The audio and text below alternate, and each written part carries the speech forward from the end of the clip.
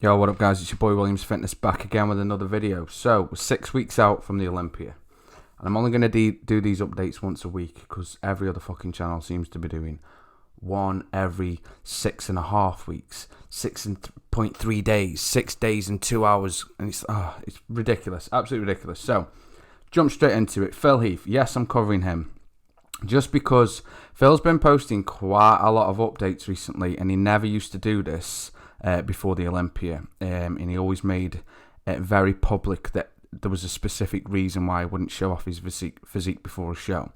And the only reason I'm posting these clips now is to prove that Phil obviously stands by what he says.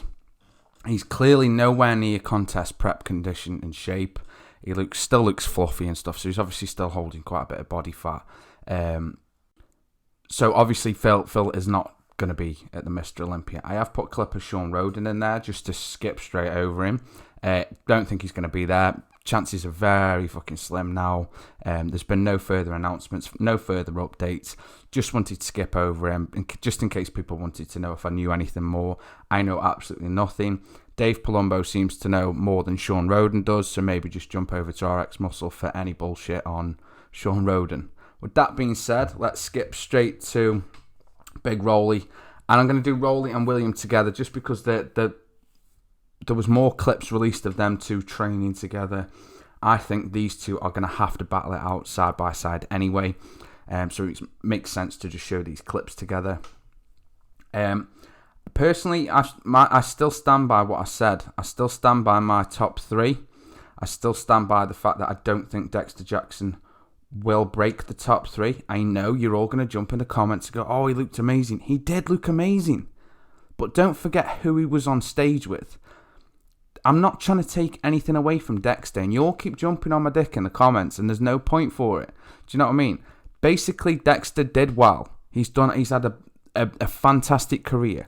Yes, he beat a couple of mid-level guys at the Tampa Pro. Luke Sando is not going to break top 6 at this year's Mr. Olympia. Lane wouldn't break top 6 at this year. I can't see it. So, that being said, I'm not taking anything away from Dexter. By keep bringing this up and going back and forth over it, you're just taking everything away from everybody else. Yeah, he's had a brilliant career. Let's just skip over it. Get over yourselves. Fuck's sake. Steve Kuklo. There's not much going on with him really at the minute.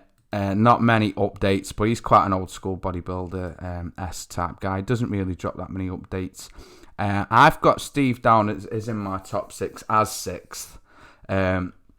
Just because of what he brought last year, and if he can obviously bring anything close to that this year, given the circumstances of who's out, I think he's going to rank a hell of a lot higher.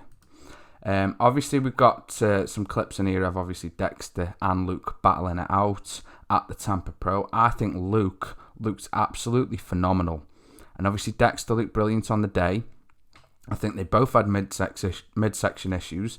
A lot of you keep jumping on me again about that, saying Dexter hasn't got a bubble gut. Never said he got a bubble gut. Just saying his abs didn't look as defined as they have done before. That was it. It was just a minor critique. He still won the show. What the fuck do I know? But that was my critique. That was it. Luke, I think, has come on leaps and bounds over the last just 18 months alone. So he's one to watch this year. And now a lot of people have been asking about this new point system, saying Cedric's out, blah, blah, blah. I don't think Cedric is out, because if you look at the actual standing of the point system and who's still listed on the Olympia site as competing, you've got Sean Roden's out, obviously Big Rami's out, Phil Heath's out. So when you take those top 3 out, obviously whoever's at the top of the list gets pushed forward and pushed through. I don't even know what Joshua Nartwick's doing anymore. I don't know if he's in or out or if he's shaking it all about. So I'm not covering Josh in a minute just because I'll just wait and see what happens. Next I want to touch on is John De La Rosa. John De La Rosa posted a clip basically just congratulating almost his relationship with Neil Hill. Now obviously we had the beef earlier at the beginning of the last month between Neil and William. I personally think Neil is a brilliant coach. He has coached Flex Lewis to multiple 212 Olympia titles. And I think he has brought William on a long way. You guys all know that I'm, my personal favourite bodybuilder of, this generation is William Bonac. So obviously I've got to give credit to Neil Hill for helping him get to where he is today, regardless of the financial situation. Let's skip over. John De La Rosa, Luke's sick, top 7 maybe, but again, it's on the day, isn't it?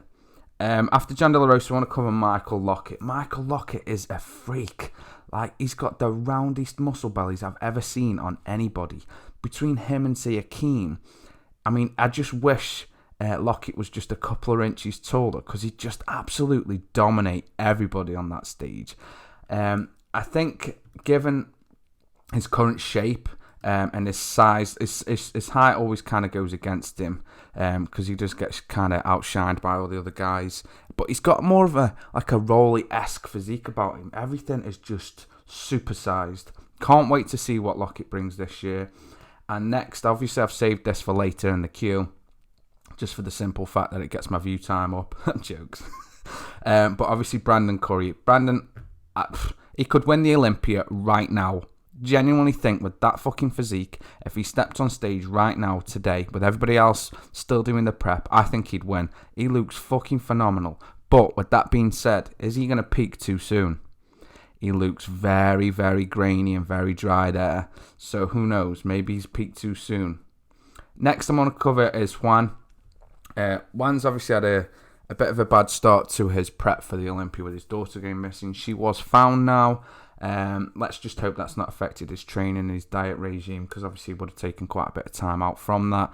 Let's just see what he brings. I haven't really predicted a placement for him, just because of the simple fact he's had a bit of a shitty start to it. Next in the queue, we have got Max Charles. Max Charles, again, like Michael Locket. I just think he just needs a couple more years to bring certain areas through. Lower back isn't the best. I think his midsection could do with more definition. But other than that, he's an all-round, he's a good, solid bodybuilder. He's what you want to see on stage. So I'm going to skip straight over to Luke Sando. Again, obviously I touched on this with the Dex posing earlier. I think Luke Sando is one to watch from Britain. And I say this above Nathan D'Asher. For the simple fact that Nathan wasn't exactly a big dude when he started out. I mean, like, his physique and frame-wise. If you go back on YouTube to say, I don't know, I think it's like 2015, 2014, there are clips of him training at your average spit and sawdust gym. And he was like a shredded athlete. He had a very athletic physique. Whereas I think Luke has got almost the size and frame of, say, someone like Eddie Hall, for instance. He's got that big, massive, blocky frame, so he can pack on a lot more muscle, I think, than Nathan D'Asher. And that's why I'm going to do a video on Nathan and Luke for the best of the British, and that'll be coming soon, because I just want to put them side by side and then critique them a little bit more. But yeah, Luke from obviously UK representing us, he's one to watch for me for maybe 2020, 2021. I genuinely think he's got the potential to win the show. Obviously, then we got Nathan D'Asher to finish up. Nathan D'Asher, maybe top 6, maybe top 6. The thing with Nathan is, the only thing I wait for Nathan is the press conference. It's not to see what he looks like on stage. I want to see what he's saying, hear what he's saying on the press conference the night before, or the build up. He always starts some beef with someone, which I fucking love, just because it just adds to the drama of the shit. And it is drama, and it is petty, but it's fucking hilarious sometimes. Sometimes he does chat complete shit. Sometimes he's just funny as fuck. So yeah, that's kind of been my 6-week wrap up, guys. Drop comments below. Do you agree with some of the things I've said? Do you agree with things like, say, obviously Dexter being, top 5, maybe top 3 at a push? Let's not forget, obviously, who he was on stage with when he won the Tampa. And I'm not trying to take anything away from the guys on stage, but he wasn't exactly up there with Brandon, William, Rowley. Do you know what I mean? I really hope Dexter does break a top 3 just to keep him in the game, because it'd be nice to keep him around for, a year, another 2 years. But, he's going to bow out when he feels good and ready to. And I think we'll all be gracious and tipping our hats to him when he does. So on that note, guys, I've been me, you've been you. Peace.